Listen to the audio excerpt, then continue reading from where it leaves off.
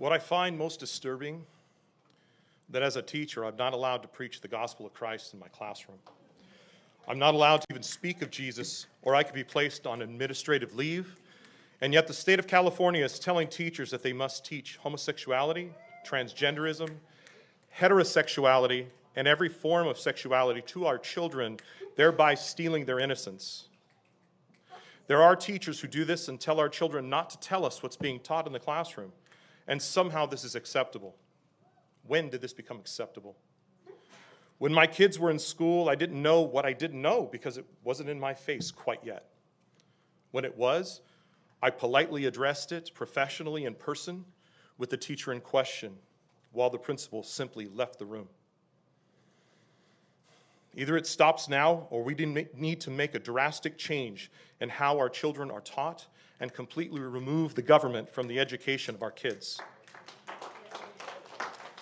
I wonder if it would be acceptable if I, as a teacher at Temecula Valley High School, placed a cross in the back right corner of my classroom so that was the first thing that those students saw when they entered my classroom, and then placed an additional cross right next to the door to my classroom so every day it was the last thing that they saw when they left my classroom. Would that be acceptable?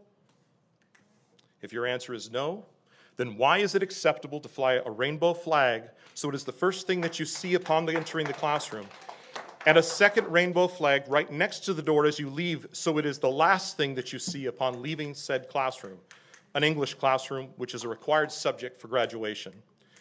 In this country, you are free to be whatever you please, but as a teacher, you have a responsibility to the entire community, not just the part of the community that agrees with you. As a teacher, you do not have the right to steal the innocence and the purity from my children, and yet you have. And you continue to get away with it. Parents, if you don't speak up now, you will lose your families. Your children will stop talking with you. There are teachers who target our children, some of which are here tonight, who are targeting your kids to turn them against you and are getting paid by you to do it. Now, parents, I'm speaking to you right now. We need a school board who has both the students' and the parents' interests at heart. We need adults leading and not catering to the loudest person in the room.